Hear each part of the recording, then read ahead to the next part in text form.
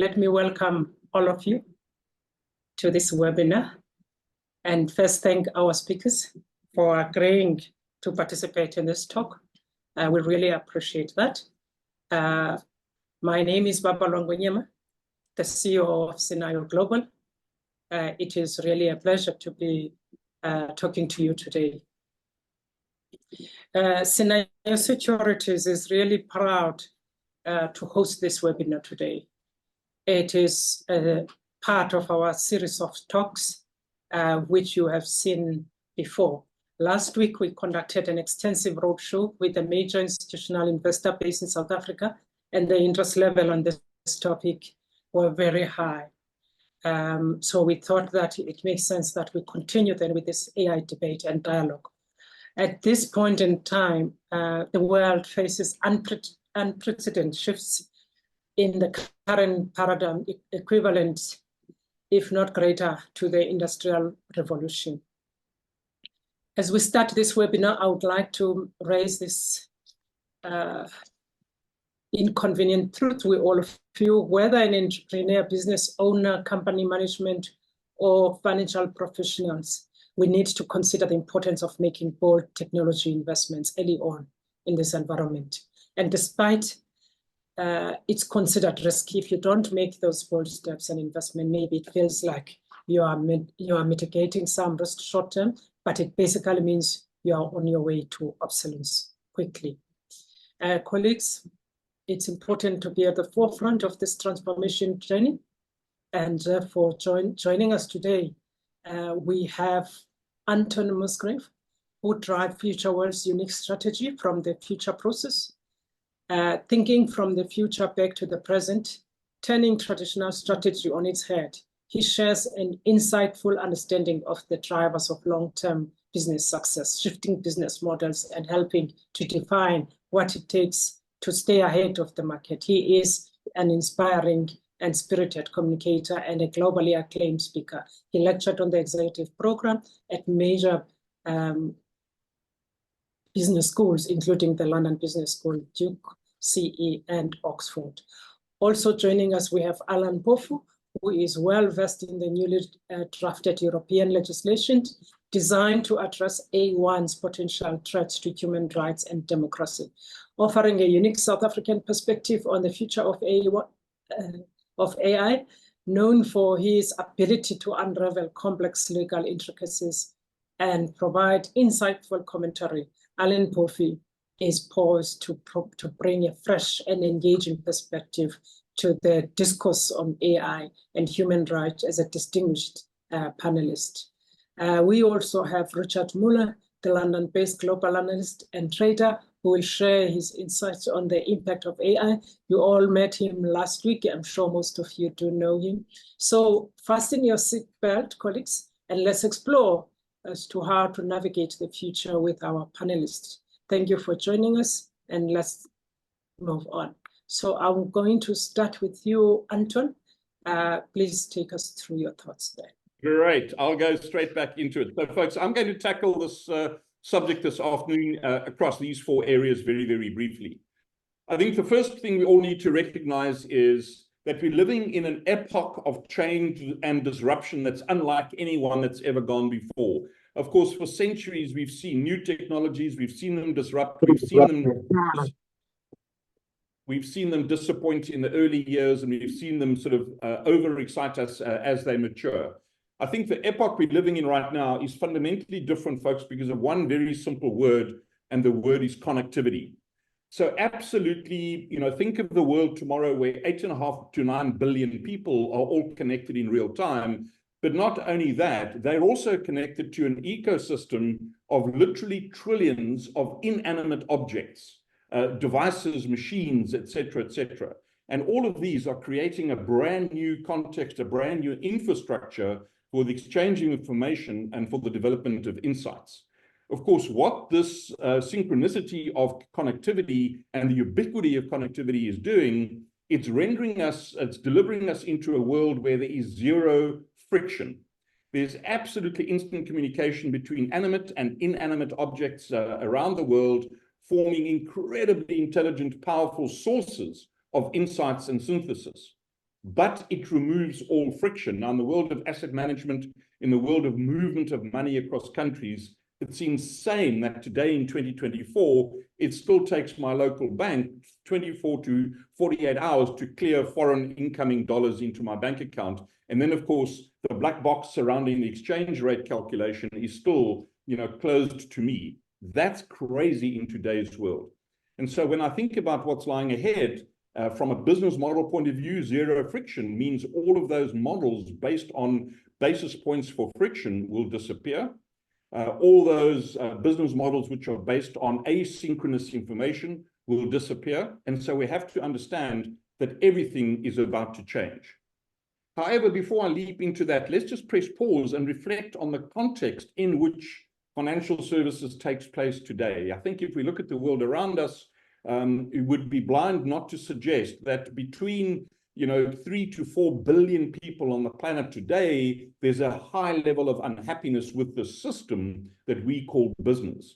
And business, not behaving in a vacuum, needs to take cognizance of the unhappiness in the system. And so when we look at where this unhappiness is stemming from, obviously it manifests itself in massive shift in geopolitical realities, creating a huge level of geopolitical tension. We listen to some of the dictators around the world. Putin yesterday saying he's not afraid to use nuclear. We look at what's happening in different parts of the world. And all over, we sense a shifting from the old guard into a new guard. We're not sure what that means, and that creates uncertainty. It creates a loss of faith in the democratic system, which is fundamentally based on billions of people exercising a vote on an issue on which they don't have clarity of information, in which they have been steeped in fake news, etc., etc. And if you add sort of fake news posts into fake video and so forth, the royal family, didn't take too many hours for them to be embroiled in a bit of a disastrous PR exercise. But all of that creates uncertainty in the system that the Western world certainly has up to now believed in. And so there's this rising concept of a crisis. Even in the space of capitalism, which is the cornerstone of the investment world, many millions of people are now questioning whether the system we call capitalism, which we all espouse, actually delivers them a reasonable hope that through their own efforts, tomorrow will be better than today. And of course, that's not aided by the fact that 8 billionaires in the world last year earned more wealth than 40% of the global population aggregated. It's kind of crazy. And so you get this disconnect, if you like, between customers, consumers, and corporations. And there's this distrust, there's this loss of faith, and we're all scrambling to understand what this new context for business might mean to all of us. And so we have to ask ourselves, what kind of world do we want to see from a general perspective across, politics, about education, employment capability, et cetera, but more in general, how do we want to exist in the future as humans and as AI in a world which I would simply call Society 5.0? In other words, efficient business models that reward risk takers, providers of capital, innovators, etc. The entrepreneurs get fairly rewarded, a world in which jobs are created, education is relevant, where people are simply happy in a space where we've conquered the environmental challenges, we've made Earth a happy place to be in again, and of course, we've embraced all the opportunity of technology whilst understanding many, many of the risks. And so as leaders, folks, we have to say to ourselves, where are we looking for signals from the future? And what questions are we actually asking to ask ourselves, are we sufficiently prepared for what that future is going to bring to us? And so it can't be about listening to trends. Trends exist today in 2024, and rapidly by 2025, those trends have moved on, they've dissipated, they've become irrelevant. And so it's imperative that we tune our radars into the signals that are coming to us from the future. And these signals create messages that define and design and draw, if you like, and paint for us what I like to call unstoppable business tsunamis. These tsunamis are created by signals which compound, which aggregate, which collect together, and which change the domains of future opportunity in the world of business. And if we're not prepared for these new domains of opportunity, they smash into our marketplace with incredible destruction unless we're ready. And so, as I've said earlier, when you look at all the waves of innovation over history, what you notice on the right-hand side of that chart is a significantly shrinking timescale for each of these waves of innovation. And right now, we're facing only the beginning of artificial intelligence, internet of absolutely everything, automation, et cetera, et cetera. But this wave will have a much shorter lifespan than any previous waves. The next wave will be the biotech economy, probably, where we re-engineer climate, where we re-engineer the environment on planet Earth, and we have a whole new wave of innovation taking place. If we think about it in these terms, folks, you know, after 25 or nearly 30 years of the internet, we're finally approaching the start line of its real powerful disruptive era. Disruptive in many senses, but obviously the creation of massive new opportunity. And when I look at these signals and I see how they combine, of course, we realize that these small tsunamis of change over on the horizon are not relevant to us because we don't see them. They're too far away, or we're simply not aware because we're too busy operating the present. But they also combine en route into smashing into the market. So let's take, you know, artificial intelligence. Let's apply that into the metaverse. And of course, Zuckerberg was, as usual, I guess, ahead of his time. But if we think how the markets have changed in the last 4 weeks since the Apple Vision Pro has landed in the world, I'm not sure if any of you have played with it. I have one of these devices.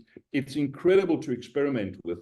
And just 2 days ago, a British surgical team used artificial intelligence with the Apple Vision Pro, in other words, the metaverse, to conduct spinal surgery.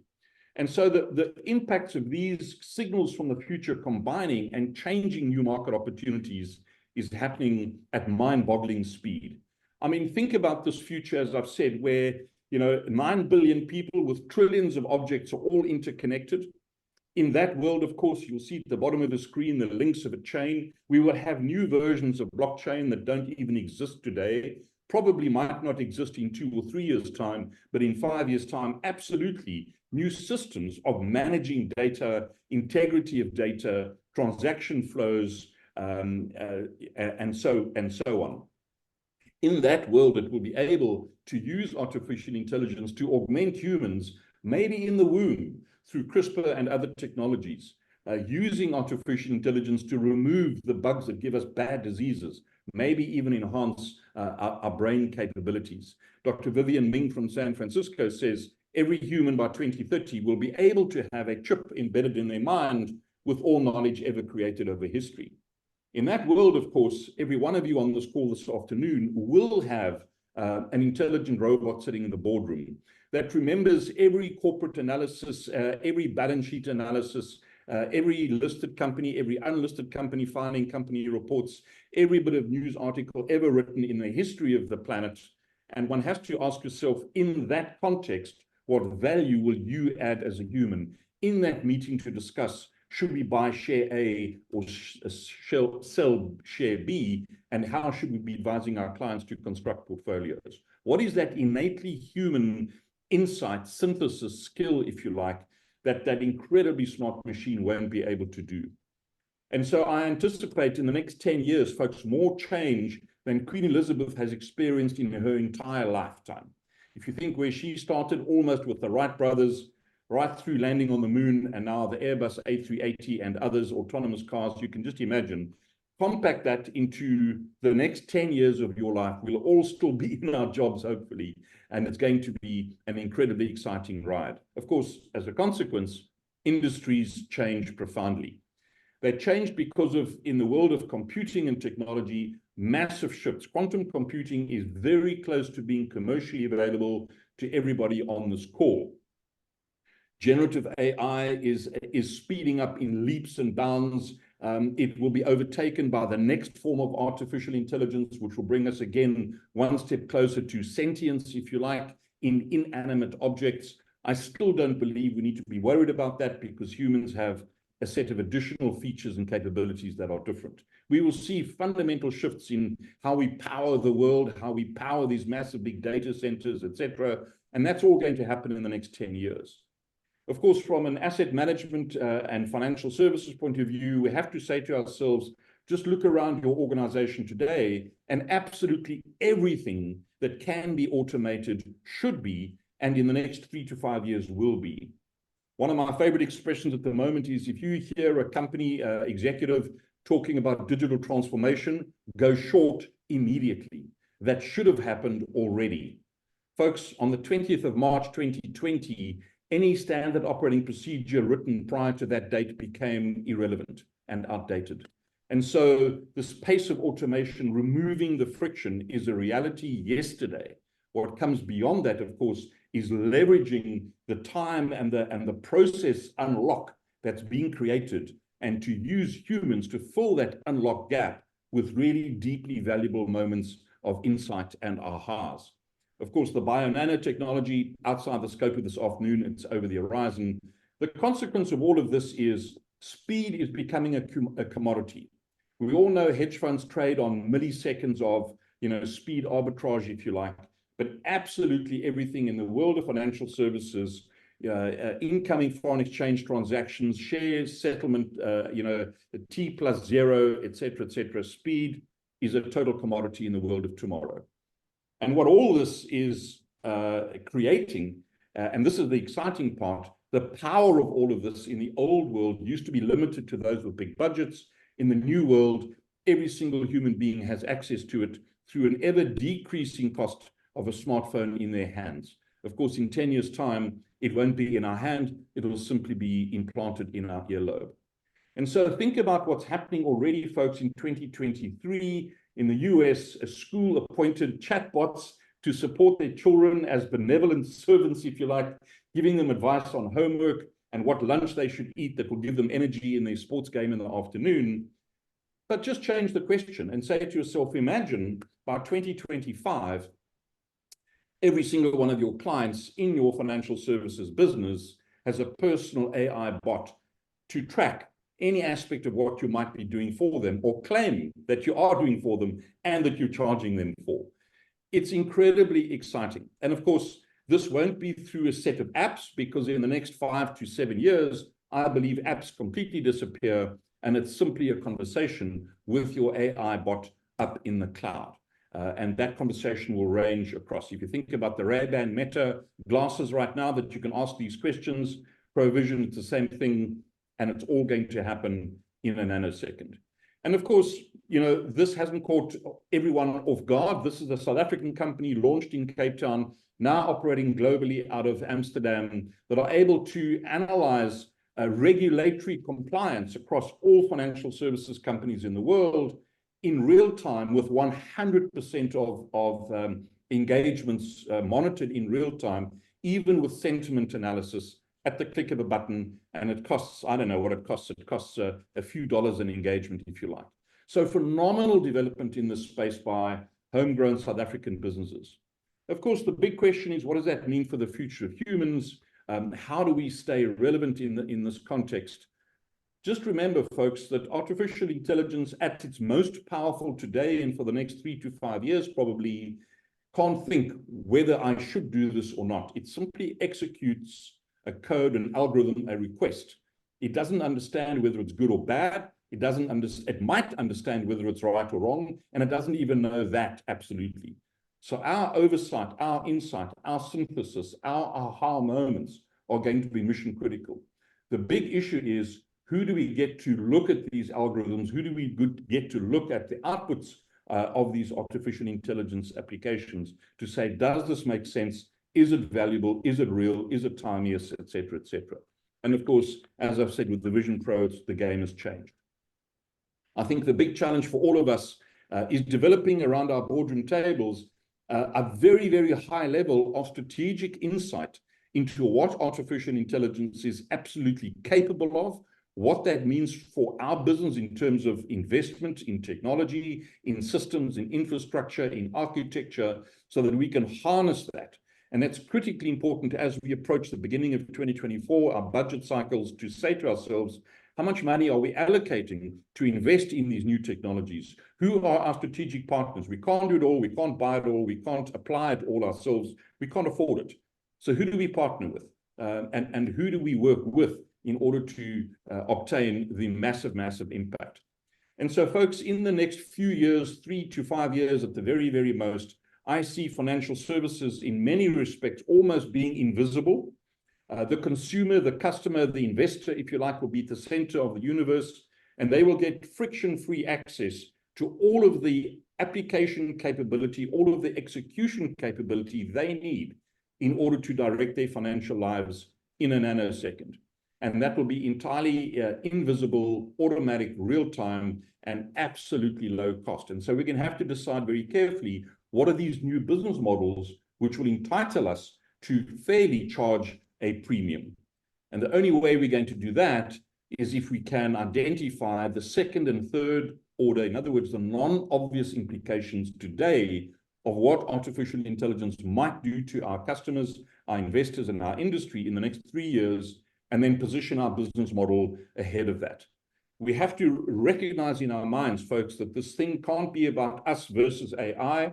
It's about the glory and the opportunity and the massive excitement around the word "and." Us and AI, what can we do together? How can we reinvent the magic in a solution which customers are happy to pay us a premium for? Mike Tyson, you know, is a famous 21st century philosopher, and he had this wonderful quote, I thought, about disruption. Everyone has a plan until they get punched in the mouth. But I prefer this definition of disruption, and I think so many companies are going to fall foul of this because they're looking, you know, in the West for the solutions around AI, but they forget to look in the East for the opportunities and the new ways of doing things. And the way it's going to impact the business will probably be profoundly different. And so, folks, on that, as a brief introduction, happy to take any questions either now or at the end of our session. Thank you. Thank you very much. Let's hand over to Alan so that when we take questions, we take them for everybody. Please do take notes and keep your questions handy. We'll be coming back to that session. Alan, are you ready? I am ready. Just a sound check. Can everyone hear me? Yeah. Yep. Okay. All right. Perfect. Let me just turn on my presenter here. Can I give full screen? Okay. Hello, ladies and gentlemen. My name is Alan Mpofu. My official title is a little scary sometimes. It's a corporate counsel, Alan Mpofu. So what I do in my day-to-day is ensuring that corporations, executives, and directors make the right decisions within their companies, make the right decisions when it comes to all sorts of legalities. And today we're going to be talking about AI and the Constitution, especially with a South African perspective.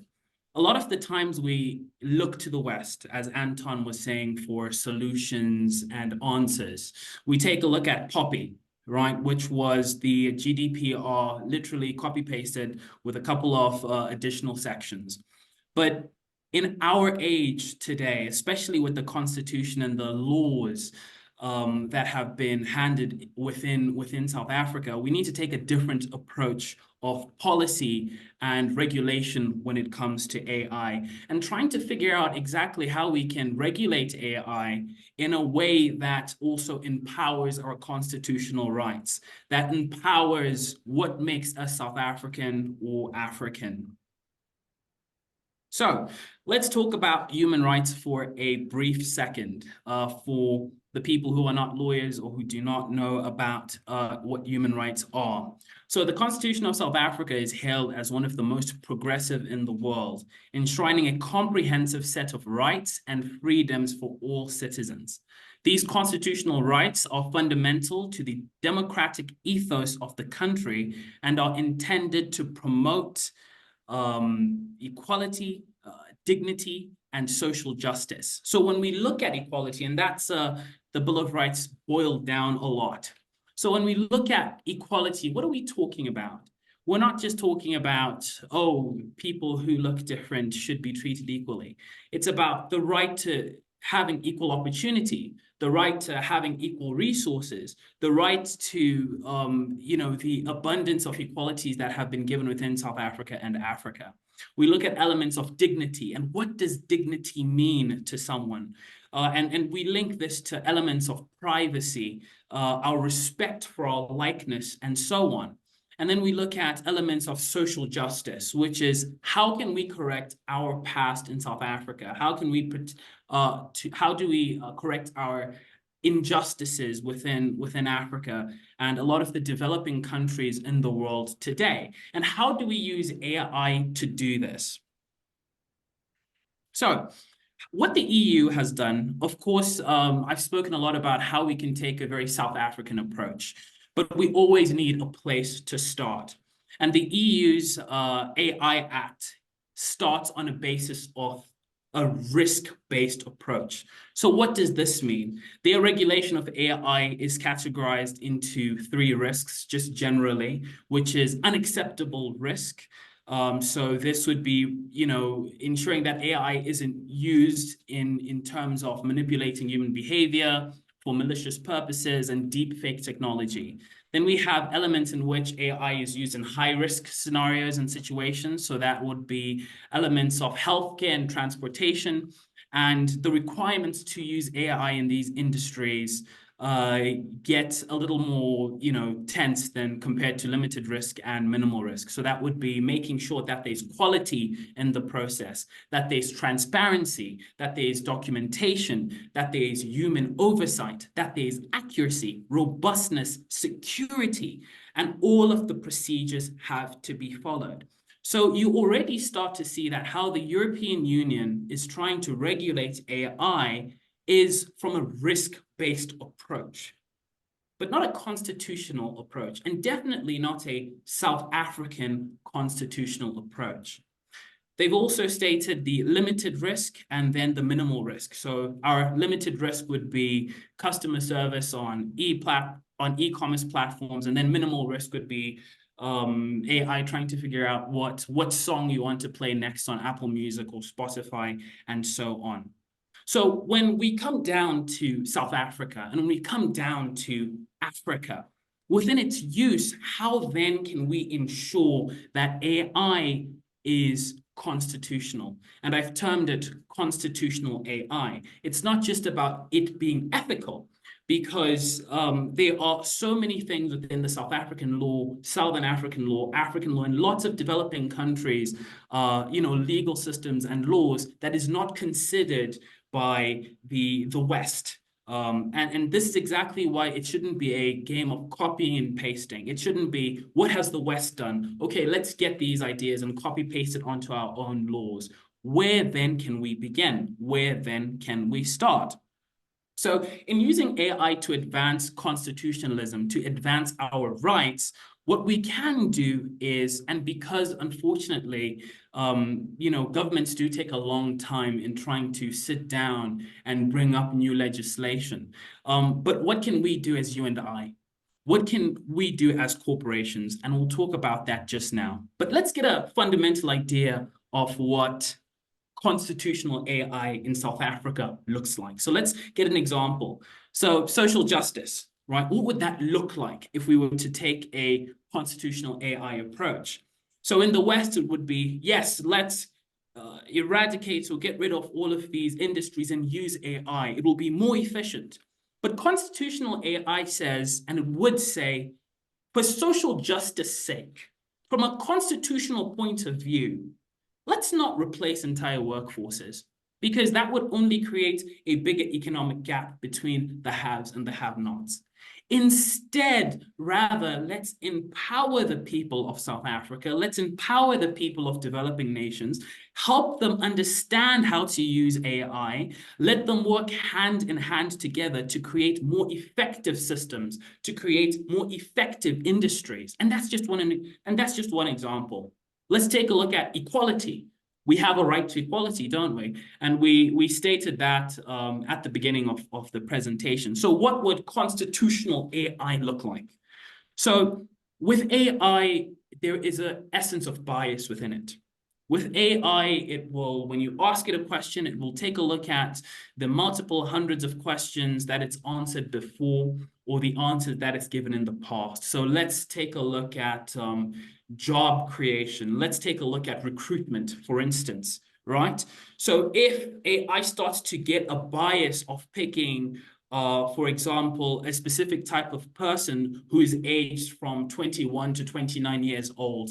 I will say, no, they're young, they're efficient, they're educated, they live in a particular area. But already what that is doing is it is restricting the right to equality. So then we must have oversight of this, and we must take a look at it and say, hold on, constitutionally, because the people of South Africa or a particular country have the right to equal opportunity, to equal resources, what can we do?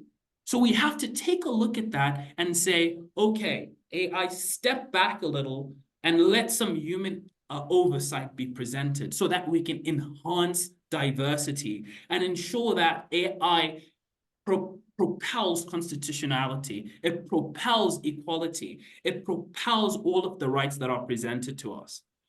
So this approach, as I've said before, should be adopted by governments. It should be, of course, but governments do take time. So what can you and I do? What can corporations do? So the first thing that we need to do is we need to start to establish more diverse and independent bodies outside of government, because a lot of the time we depend too much on government. And I know that's a little bit too libertarian, but it's true. Once we have independent bodies that are able to input systems and do research on safeguards, it's not the wild, wild west when it now comes to figuring out legislation. It's not the wild, wild west when it comes to figuring out policies and corporations and in companies, because we'd have these independent bodies who've done the research, who've done the testing that is required to ensure that everything remains constitutional and it propels the Constitution. What else can corporations do? What else can you and I do? What else can your company do? Have AI boards, have AI ethical advisors. Now, a lot of people will say, oh, we don't have the resources or the time here in South Africa or Africa. But look what happened with Poppy. Did people not jump like that? The government set out some legislation, the Poppy Act, and everyone jumped like this to ensure that all of their data protection procedures, protocols, information officers were set in place. This is what I'm proposing for AI within South Africa. It's absolutely possible. So if we start to within our corporations, so that when it does happen eventually, and it will, we are not left behind. We have AI boards and AI ethical advisors who have a history of legal and ethical philosophical backgrounds. Of course, it's all fair and well for us to have technicians and programmers and software developers, but having that intersection where someone knows the law, where they know ethical philosophy, also brings about a new take. And when we talk about that element of diversity, we start to create a conversation that is bigger than one or two people, that is bigger than one or two industries, and everyone is sitting at the table for this conversation. And it's not just how can we help the financial markets? No, it's how then can we help people in the rural areas? How then can we help the struggling minority? And then it eventually leads up to a nation or nations that are stronger than ever. So it's not just about the private sector. It's not just about Santon, Lagos. It's not just about Europe or New York or London. It's bigger than that. It is a conversation that needs to happen at a national level. So one of the things that corporations can do, and one of the things that we can do as well in regard to AI and its regulation on a constitutional basis, is self-awareness. A couple of weeks ago, there was a call from the biggest AI users, generators, and developers, and they wanted a pause on AI experiments because it was getting out of control. So that kind of self-awareness is very important. So if you are in a position of power, you're a CEO, you're an executive, you're an HR, or you are in a position where your decisions or the use of AI in your decisions affects people, make sure you are very self-aware. And being self-aware takes a lot of practice and a lot of work. So that is my presentation regarding AI and the intersection of human rights within South Africa and giving that South African perspective, because that's not done enough. Thank you. Thank you. Thank you very much, Alan, for such a comprehensive presentation.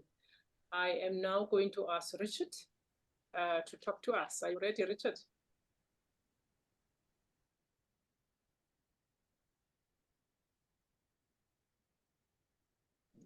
Colleagues, remember to... Can you hear me? Right. Yeah. Right. Yeah, I'm speaking about the microphone there, so as long as you can see my video.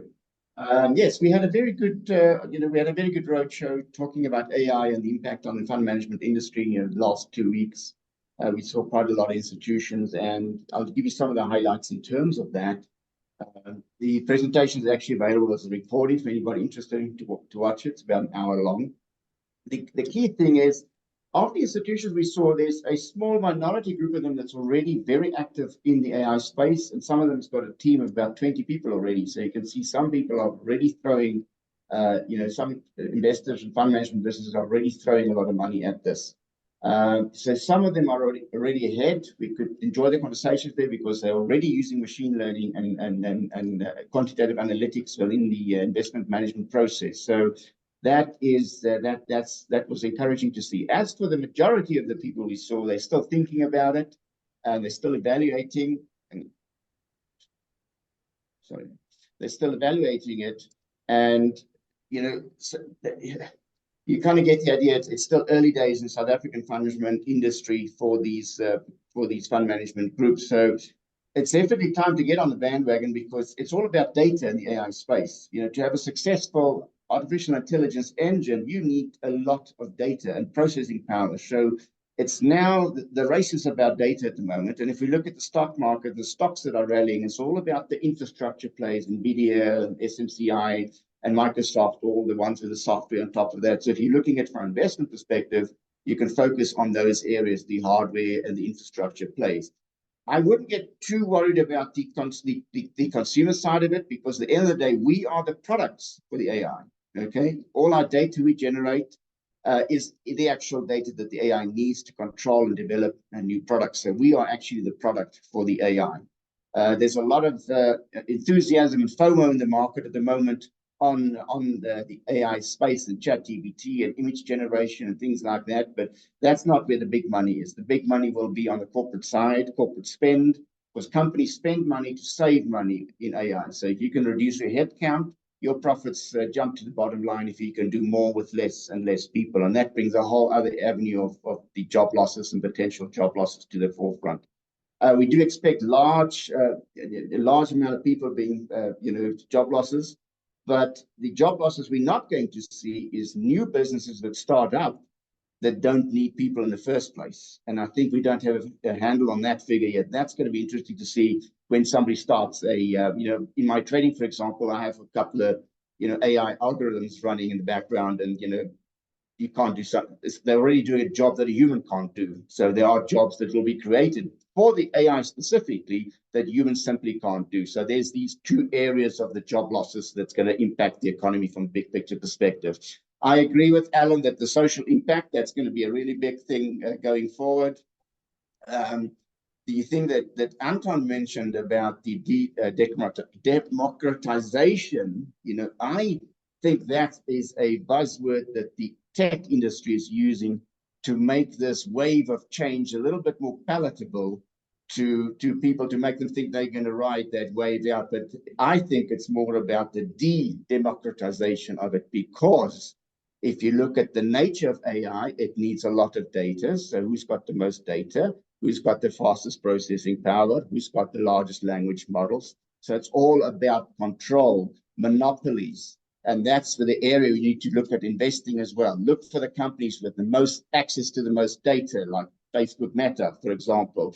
And then Microsoft, the large language model, they can look at what their customers are using. And Outlook, for example, look at Google with them. But you must remember that there's a lot of data, I call it, data security or data pollution. You need to make sure that the AI you're training your data on is actually looking at quality data not just data that's been polluted or targeted with the data that's been inserted there to sabotage your analysis. Okay, so we're talking about cybersecurity, and that will be one of our next topics. And cybersecurity, that's a huge growth area, but no one's talking about data sabotage. Inserting data into a language model that the AI is training on to make wrong decisions. So that's the next big wave after cybersecurity, is this data sabotage thing. So I think we have some really big challenges ahead of us in terms of the artificial intelligence space, because AI is really about monopolies, and it favors control. So I think whoever's going to be in control of that data, the quicker the quicker they're going to train these AIs. Because I think what's going to happen, Bitcoin was a pre-taste of what's going to happen in terms of the investment community and the finance side of things. Because how do you mine a coin if you've got the fastest processor, the most energy, and the best the best algorithm to solve that equation to mine a coin? So it's going to be about the mining of information and in the stock market, for example. So that's going to end up, we might see a more volatile stock market over the medium to long term, or we might see, as more people, more companies deploy these AIs, that we might see a bit more of a kind of a stable trend. So we're not sure where this is going in terms of the stock market side of things, but it's literally going to be who's got the biggest processors, biggest server farms that's going to mine profits out of the stock market, who's going to be mining the alpha. And I think Bitcoin is a kind of indication of that, what's happening in the financial services industry, particularly for fund management, investment management, is that do you have a massive server farm with a lot of data on, and then you are going to be able to create the alpha in the market. But as for the rest, trying to do, kick the tires, speak to management type thing, I think those days are slowly moving away in the investment community. So I think there's a rapid change coming. There's a few clients in the market that are starting to prepare for that, using machine learning, pattern recognition, trying to find patterns in the stock market, etc. You can already do that on the retail level. So that is the other risk factor. If the investment community's clients can already use AI to outperform the indices and outperform the market and select stocks. I think there's a massive wave change coming, and investors need to be ready. I mean, in America, the average company is already spending $20 million a year on deploying AI. So it's a huge data race at the moment. So data has actually been weaponized to a certain extent now. And I kind of think that's where we're standing at this point in time. Questions? Wow, thank you. Thank you, Yeah. Richard. We do have a few questions. Let me start. How will education and lifelong learning play what role in preparing individuals for a future where AI technologies are prevalent in the workplace? Anyone wants to take this one? Yeah, I'm happy to give it a try, and then let the other panelists also add their bit in. I think this is at the heart of the whole thing in terms of humans need to stay relevant. I think we should ban the word HR as human resources, and we should change it to human relevance. The most important department in any corporation right now, I think. But it really talks to how we educate our kids from the very beginning of their learning journeys as 5-year-olds, right up to when we prepare them through probably multiple short courses, no more 4-year degrees, I think, in the future, to do things that are useful in the economy at that stage. And that utility, that usefulness will have a much shorter shelf life. So how are we going to develop the human minds from a young age to say, understand profoundly what it is that makes you special and your ability to create insights, see patterns, ask questions, be creative, deliver empathy, and so on and so forth. Someone asked a question about self-awareness, and I'm going to let Alan answer that one in a different context. But you see, we come from a world where you were relevant in work because of what you knew. Those days are over. So now you're going to stay relevant as a human because of your ability to bring other perspectives into a deeply smart knowledge solution, which is presented to you by an AI. So how do we develop that humanness, if you like, to a different level. It's a complete revamp of the total education system. The problem, of course, is governments move, very, very slowly. Old pedagogies take donkey's years to change, and the race is getting away from us already. So already, 5 years ago, 4 years ago, moms and dads were saying to their kids, oh, my child, you've got to learn how to code. Of course, that's no longer the plea, because coding is now increasingly being done by machines themselves already. However, you need to understand the potential of what coding can deliver. That's a different skill to learning a coding language. So I think education for me is at the heart of the South African problem. Alan, I take your social impact point very deeply and very sincerely, but I don't know that we're going to succeed in slowing AI down to give South Africa time to catch up from a regulatory point of view. I think we've got to escalate the educational impact much faster so that our kids themselves, when we give them the right insights, they will make sure that they are relevant. And they will create new opportunities in this new world. Maybe not a quick answer, but an answer. Thank you very much. Alan, there is a specific question for you. Please elaborate what self-awareness looks like in relation to AI. Well, with self-awareness, it looks like making sure that humans are able to detect patterns. The one thing that humans have been very, very good at, and the one thing that we've been very, very, very good at for years, is being able to detect patterns. And when we detect patterns and we can take a look at specific, results or outcomes that AI is giving us, we start to see exactly how it gives solutions to particular problems that we have. So having self-awareness within the AI space is being able to, for instance, like I said before, creating those AI boards, creating and giving AI advisors the chance to be able to advise corporate bodies, and also being able to observe patterns. That's what self-awareness would look like. Can I just add, Alan, a sentence to that? Absolutely. Company A, when you think about AI in your business, AI gives you an idea, an opportunity, a commercial idea. Will it enhance the life of the client, or will it enhance your income statement? The use of AI in the delivery of that solution. What do? What are the ethics of an organization when it comes to applying AI to develop new solutions, new products, etc.? These are questions which we need to debate and say, what do we believe in? What are we trying to achieve? What will our decision be, as a business? Yes, no, absolutely. And I mean, these are questions that we have had without AI for a very long time. What are the more monetary based actions that we can take? But this is why the Constitution now becomes extremely important, especially within a country like South Africa, because all laws, all policies, all regulations, even down to the company rules and regulations, must all be based in the Constitution.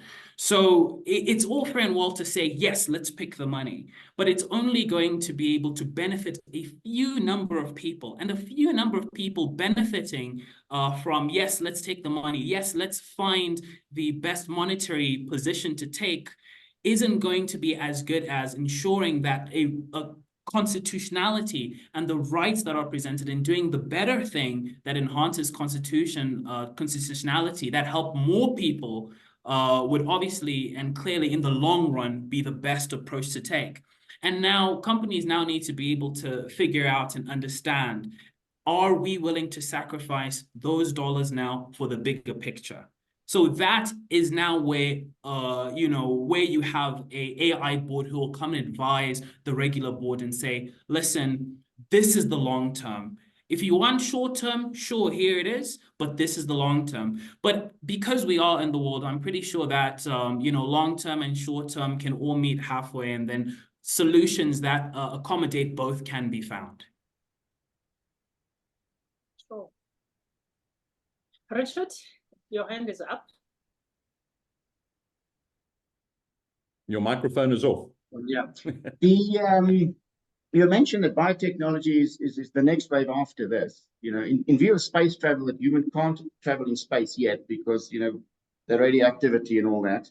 Do you think at some point they're going to re-engineer humans to be able to weather that, the impact that space travel has on the human body? So at some point in the future, we'll only have re-engineered humans to be able to travel deep into space. Have you seen any of that kind of trends or talk within your research that you're looking at? I haven't seen the trends because they don't exist yet, Richard, but certainly the signals are there. The first signal was my mother re-engineered me in the 1960s when she told me to go and play with a friend who had chickenpox over the December holiday to make sure I got chickenpox in the holidays. That was basic biohacking, right? A long way back. So I think, the signal started a long time ago. But certainly, I think I've been working with a life sciences, a global FMCG group life sciences team, and they're certainly looking at re-engineering cellular structure so the human body requires less hydration than 7 liters of water because we're facing a water scarce future. So those questions are being researched right now, and who knows where it's going to end. Wow, I think also the human resource one is very, very interesting because the kids that are born today, I think they're actually more attuned or will be more attuned to AI. The environment, though, may not necessarily allow them to participate fully. As Alan mentioned initially, that it's important for us, for our governments, for corporate to create that environment so that the brains that we have then can be fully utilized in future. Yes, I think they will still require some development, as you mentioned, Anton. There is another question. AI can adversely affect the right to freedom of expression and be used as a manipulation tool, especially as we go into the general elections in South Africa. How can we as citizens and electorate verify the information that we get to make sure that it is legitimate and it is not deep fake? Any take on? Wow. Look, I think, sorry, Alan, do you want to go? No, Anton, please. Look, we're not alone in this. Estonia had the first deep fake videos to cope with in their election last year. I mean, Brexit was a classic example of fake news. The red London bus with all the money the National Health was going to get was a classic deep fake, out there in the public. So Brexit was a consequence of fake news, quite frankly, and we're going to have our fair share. The problem, again, is that when a large percentage of our senior school students in South Africa can't read for comprehension, can't read for insights, how are they going to do research? How are they going to read other sources of information and compare data to come to an educated solution? This is a real problem. So when we talk about constitutionality, the Constitution also requires that people are educated to form proper judgments. And so we're in this crazy, scary part right now where our people, and it's not our people, it's the world's people, don't have the skills, are not taught the skills. And we need to develop systems really rapidly to help people differentiate and sort the wheat from the chaff, because it's almost impossible as we speak. So it's a massive challenge, and we're certainly not going to solve it before the 29th of May. So we're going to have to, unfortunately, live with the consequence of that. But it is a global problem. And you're going to see it in America right now. You're already seeing, how foreign governments are interfering in this and previous elections. We're not alone in this game. The one fear I have, and I'd love to hand over to Alan on this one, as we struggle to apply constitutionality in South African context, the risk is that we slow our economic opportunity and our economic growth down further in order to lay solid foundations for the future. I get that. But right now, our economy is so non-competitive in so many areas. If we now go and try and regulate away from the leverage that AI could give us, we're going to harm the economy even further. And that's a potential risk. So again, it's one of these ambiguities, these paradoxes that we live with in this world. There is no perfect answer. Leadership, get used to it. It's a reality. Absolutely. I absolutely agree, Anton. And also to get another perspective in regard to answering the question from a more technical point, what people in development are capable of doing. I think that being able to, if AI is given a particular prompt, right, being able for a software, whether it be ChatGPT or Novo or whichever, to be able to put a little watermark on the bottom of videos or images that are politically affiliated to show that it has been generated by AI. And I'm not saying that this little watermark takes away from the quality of the video that is generated, but it is there to show people, especially in a political time. Now, I'm going to add another paradigm onto the question when we talk about deep fakes, because it can be, yes, or what do we do when we are talking about, the deep fakes that are being spread around on social media? But rather, another question should also be added, in which we shouldn't let the behavior of, for instance, bad politicians then make us believe that what they're doing has been categorized as a deep fake. I'm going to rephrase that. So, for instance, if someone does something terribly, then they'll say, oh, no, it was a deep fake. So that's something else that we actually need to watch out for. And this is why we need things like those little watermarks on video. So let's go to the developers. Let's take the fight to them and say, look, if it's politically based, there needs to be something that is clear and obvious to show that it's been generated by AI without taking away from the overall quality of that video. Yeah. Yeah, and then Anton, you mentioned students or senior student who can't differentiate between good quality and fake. I think we have a bigger problem even with adults. You find it even that you think be able to differentiate, they just cannot differentiate between the two. And the worst thing that we have seen is that people participate on fake news and they perpetuate and they become players in spreading the fake news is something that we really need to watch out. The other question is, what advice do you, you want to say something, Richard? Richard, you're on mute. Can you hear me now? Can you mute that one? Hold on. Just mute. The alarm bell's going. There we go. Yeah, just on the data. Sorry, can you guys hear me now? Yeah. Just on the data, that question about the data and the fake news and things like that, it's vital that the AI that's been used in the data it's trained is clean. Adobe, for example, that Photoshop company has got that software going. What they did is they took control of the data, so they paid photographers to go and take thousands of images of various things and trees and plants and people, etc. And they trained their AI on that data. So they looked at it from the legal perspective. Says we don't want our clients to be surprised with an image created on our database. So they trained their language model by keeping the legal aspect to be legally compliant, basically. So there's no legal risk to the images they generate. So they've trained their data. It's been quite a huge cost, but they literally trained their AI on their own data set. They created that themselves, so they've got control over that. So that's vital in business, to be able to have control of your own data set when you work on the AI side and train your AI. What advice do you have for the SA government to democratize digital access?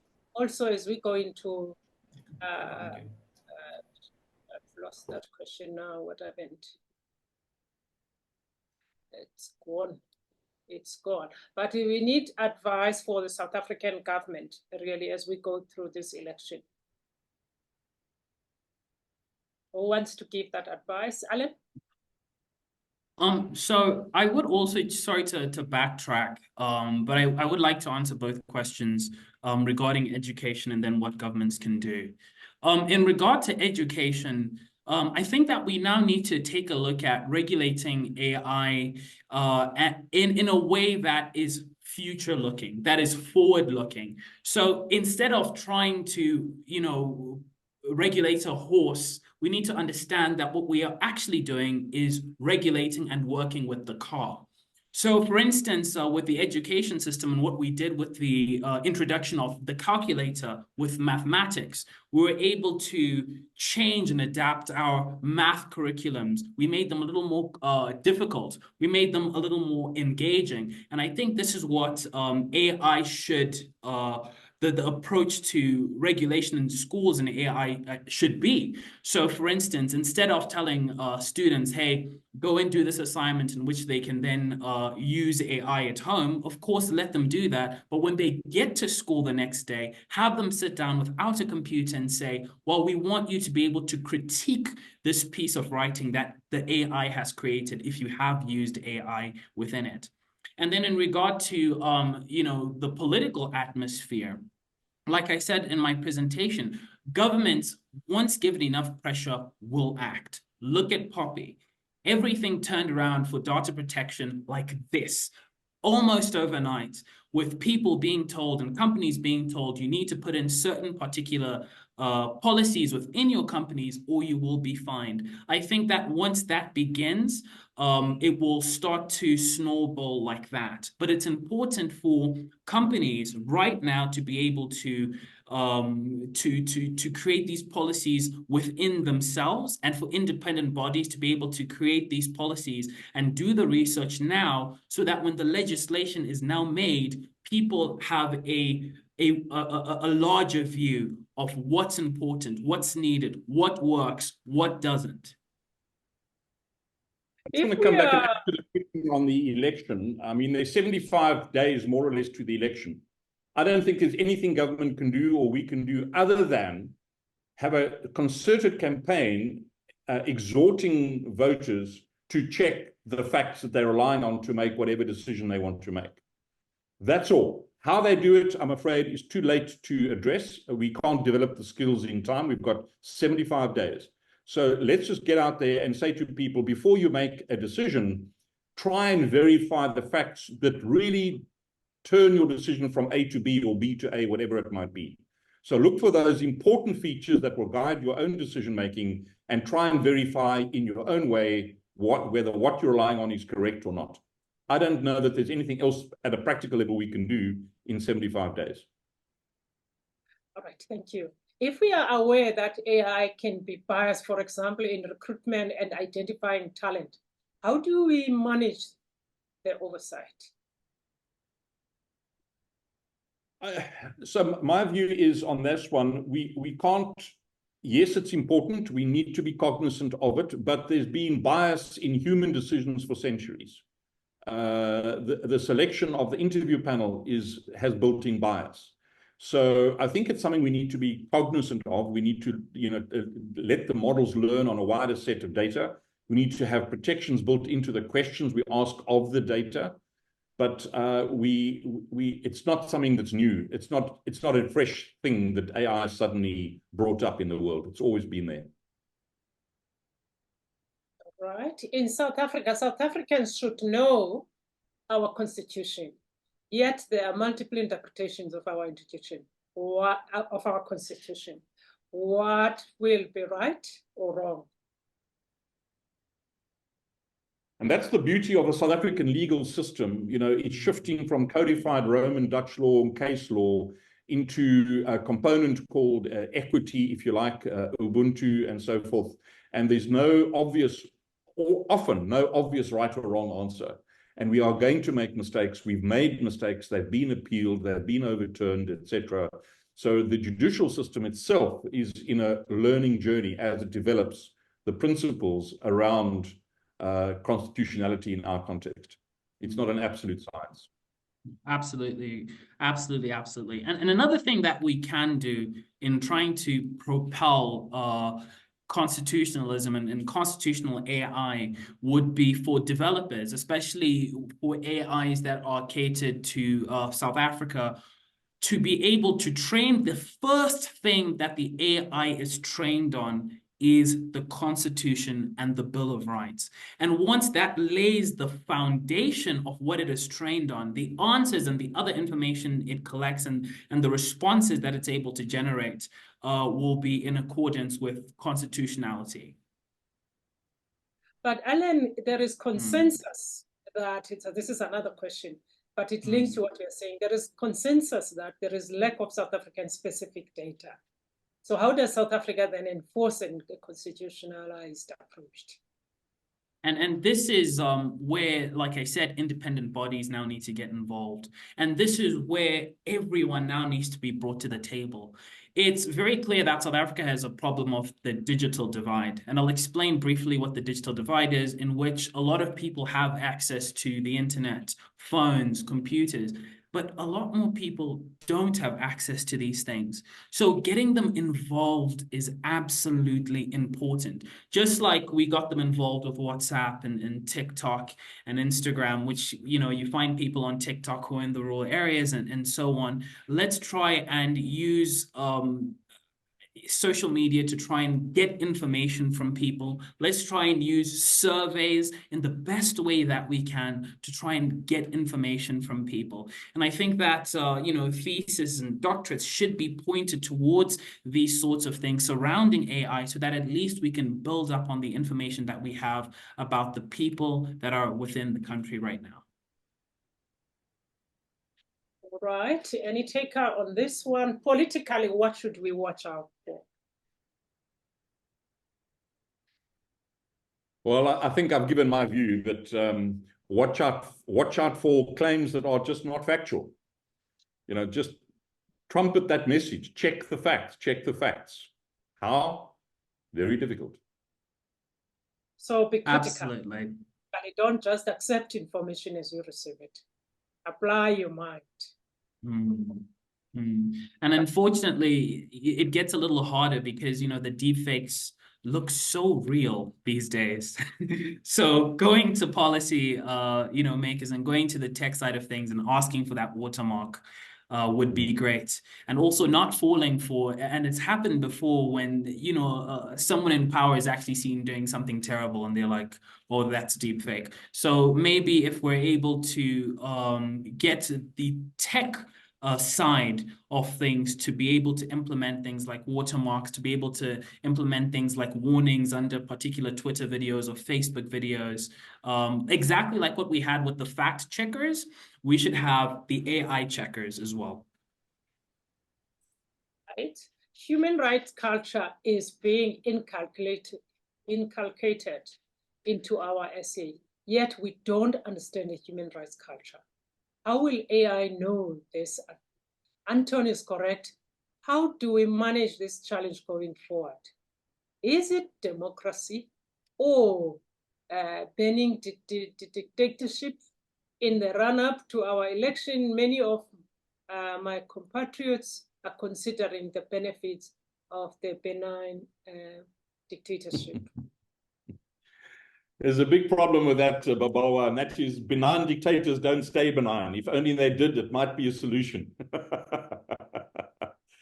Yeah, I know. I think I try to respond to that in the question around you know, the paradox and the duality and the ambiguity that we're facing in the world right now. All right. What advice do you have for SA government to democratize digital access? Also, as we go into what we've dealt with this question, I think we can eliminate it because we have done it. Where does AI impact on SMMEs? I think, you know, what I meant by democratization, and I understand Richard's point that it's maybe de-democratization in terms of the power base, the people that hold all the data. But what I really meant is, you know, we take AI, and if you think about how AI will enhance the life of a citizen of Manhattan, New York, for example, maybe a 15% uplift in their direct personal benefit.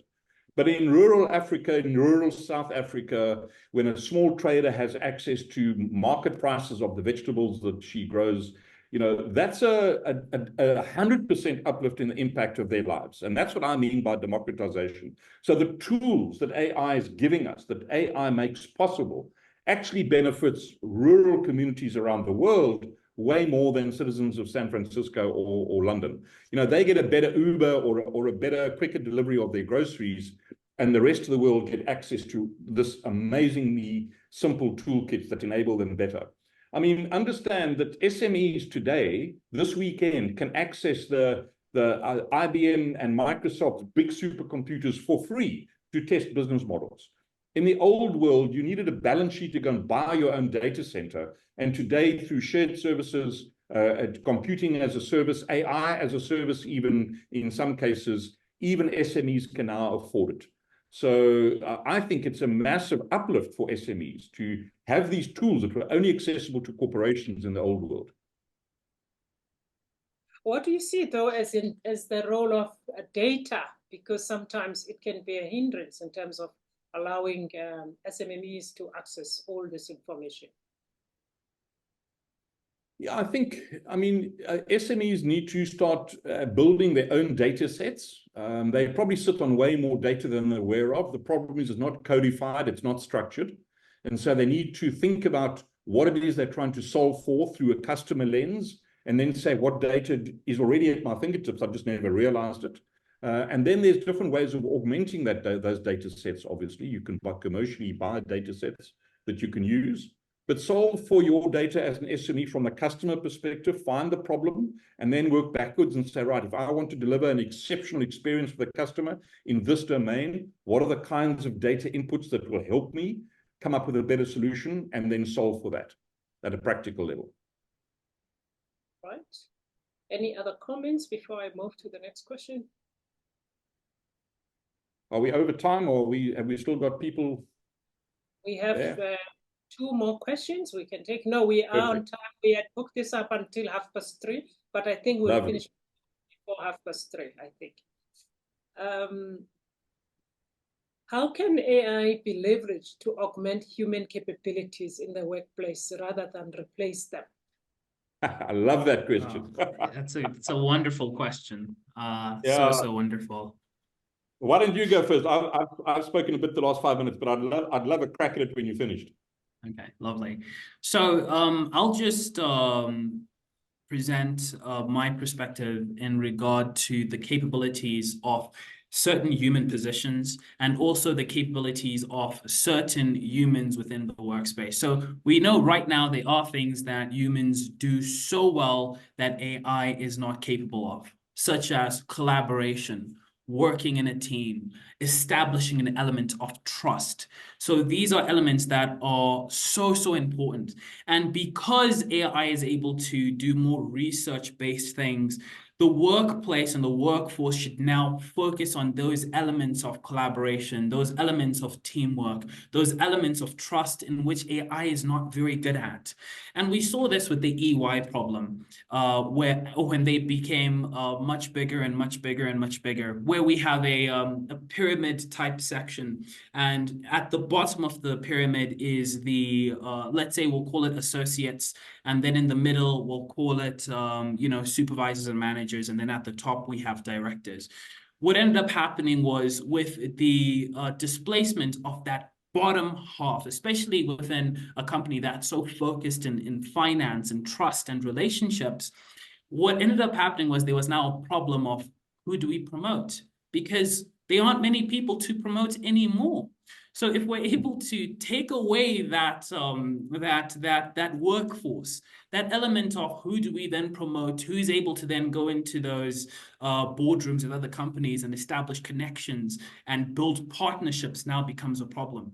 So we need to be able to say, okay, AI, very research intensive, very intensive in these capabilities, but being able to keep humans there for what they are good at, that element of connection, teamwork, collaboration, trust, etc., absolutely important. So rather enhance human capabilities and focus on what they're good at, and then we'll give the hard labor work to the AI machines. Great, and I'm going to just say I've never yet met a debtors clerk in the finance department that loves reconciling invoices at the end of the month. Give that to machines, right? But then we need to give that person the skill, the human development, the discretion to go and do amazing human things. Let me give you an example. I used to run many, many years ago a financial services business that managed high net worth portfolios. We had messed up a client's portfolio in some way. He was furious with us. Came in, slammed the door, shouted at the wealth manager. You know, nothing could placate him. But before he left the offices, our receptionist, the second lowest pay grade perhaps on the payroll, got up from behind her desk, walked around and said, Mr. X, I know you're furious. Please don't make an important decision tonight until you and your wife have had a wonderfully relaxing time at the cinema. And she gave him 2 free cinema tickets.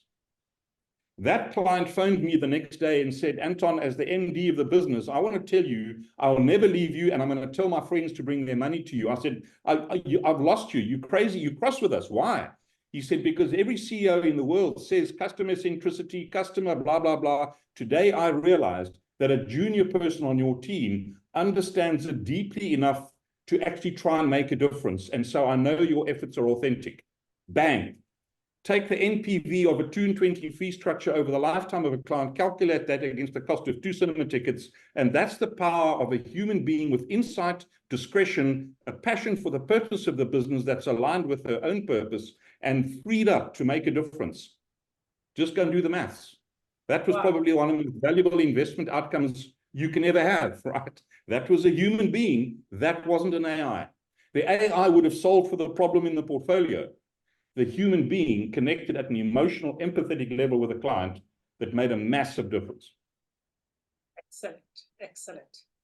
Anything, Richard, on this question that you want to share?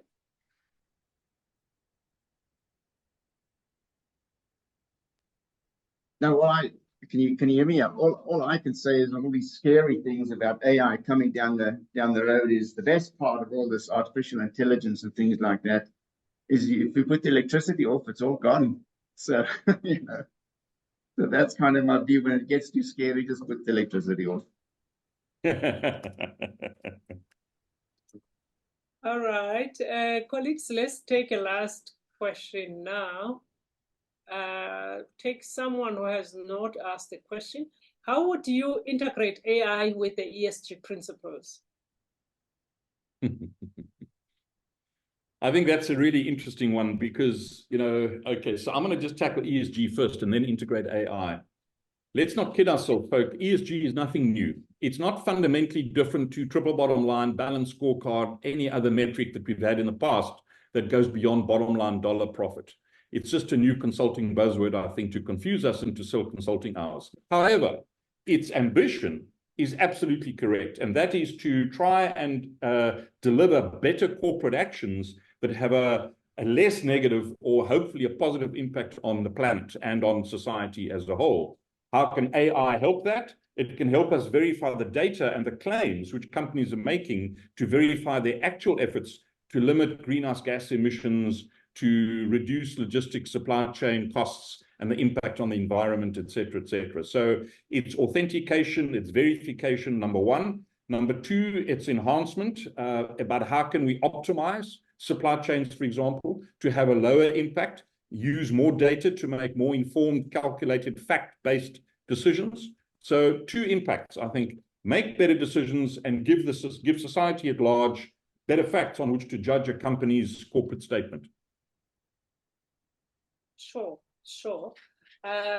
If anyone wants to respond and also just give us your closing remarks, I am going to sum up now the discussion. Do you want to go, Alan? Perfectly. I am perfectly okay. Thank you so much. Thank you. Sure, sure. Richard? Yes. Yeah. Yeah, just from our point of view, we'll be in future doing a lot more AI-focused research and bring a lot more AI-focused research to the investment community in the South African market, broadening the international exposure. So we're looking forward to providing value to everybody interested in the AI space going forward. Wow, what a pleasure. Oh, yeah. Thank you. Thank you, Richard. Thank you, Alan. Thank you, Anton. Really, you've made this day, I'm sure most of our participants have gained a lot from your from your insights. You know, let me also thank the people on the webinar. Thank you for joining us today, and your active participation and insightful questions have made this event truly, truly engaging. We appreciate your time, your commitment to exploring the fascinating world of futurism, A1, human rights, and its current impact. Our journey doesn't end here, and keep your eyes peeled for the next 2 engagements on this great topic of interest. Thank you to everyone else for making this webinar a reality. Have a good afternoon. Goodbye. Cheers, everyone.